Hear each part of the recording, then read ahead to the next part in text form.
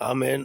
அல்லேலூயா. உங்கள் யாவருக்கும் என்னுடைய அன்பின் வாழ்த்துக்கள். நம்மளுடைய பரிசுத்த வேதாகமத்தில் 2 நாளாகமும் 9ஆம் அதிகாரத்தில் சாலமோனுடைய ஞானத்தை கேள்விப்பட்ட சேபா என்கிற ராஜஸ்திரி கேள்விப்பட்டு என்ன பண்ணுறாங்க, அவரை சோதிக்கும்படியாக, அவரிடத்தில் அநேக கேள்விகளை கேட்கும்படியாக, அவரிடத்தில் சம்பாஷிக்கும்படியாக புறப்பட்டு வராங்க.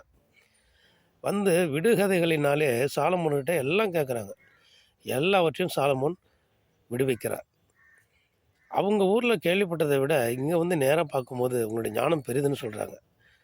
அவங்க என்ன பண்ணுறாங்க, போய் அவருடைய நடைமண்டபம், அவருடைய வேலைக்காரர்களுக்கு அவர் உண்டாக்கி வைத்திருக்கிற வீடுகள், அவருடைய பந்திகள், அரண்மனைகள் எல்லாவற்றையும் சுற்றி பார்க்குறாங்க. பார்த்துட்டு அவங்க பிரமை கொண்டு நிற்கிறாங்க. பிரமைன்னா நம்ம என்ன நடக்குதுன்னு நமக்கு தெரியாது. அப்படியே நம்ம என்ன பண்ணுவோம், உறைஞ்சு போயிடுவோம். அதுதான் அந்த இதெல்லாம் பார்த்துட்டு அவங்க என்ன பண்ணுறாங்க, ராஜஸ்திரி என்ன பண்ணுறாங்க, பிரமை கொண்டு இருக்கிறாங்க. அப்போது பாருங்கள், எல்லோரும் என்ன பண்ணுறாங்க, அவங்க கொண்டு வந்த வர்த்தமானங்கள்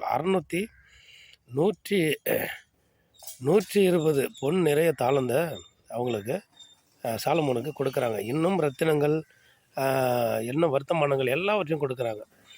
வேலைக்காரர்கள் இன்னும் பாருங்கள், அரபு தேசத்துலேருந்து நிறைய பொருட்களை கொண்டு வந்து கொடுக்குறாங்க.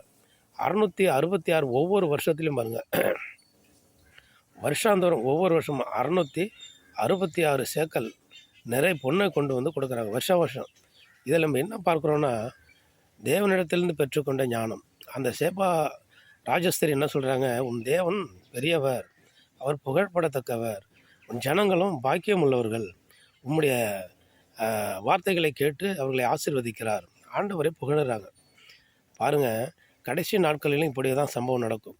இயேசு கிறிஸ்துவை தேடி எப்படி சேபா நாட்டு ராஜஸ்திரி வந்தாங்களோ, ஞானத்தை கேள்விப்பட்டு உலகத்தில் உள்ள சகல ஜனங்களும் ஆண்டவருடைய வல்லமையை அறிந்து கொண்டு புறப்பட்டு அலையாய், அணியாய், கூட்டமாய், சாரசாரையாய், கும்பலாய் தேவனுடைய சன்னிதானத்தில் வந்து சேர்ந்து தேவனை தொழுது கொள்வார்கள்.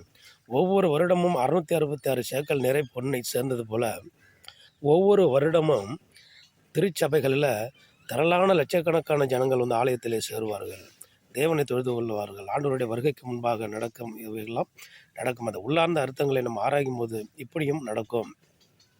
ஆனபடினாலே தேவனுக்கு பயந்து இருக்கிற நம்ம ஒவ்வொருவரும் ஞானத்தையும், அவரிடத்தில் வரங்களையும், அபிஷேகத்தையும், தீர்க்க தரிசனத்தையும் தேவனிடத்தில் ஜெபித்து பெற்றுக்கொண்டு ஜனங்களை ஆதாயப்படுத்துவர்கள் நம்ம மாறும்படியாய் தேவனிடத்தில் அனைத்தும் வேண்டிக் கொள்வோம். ஆமென். அல்லேலூயா.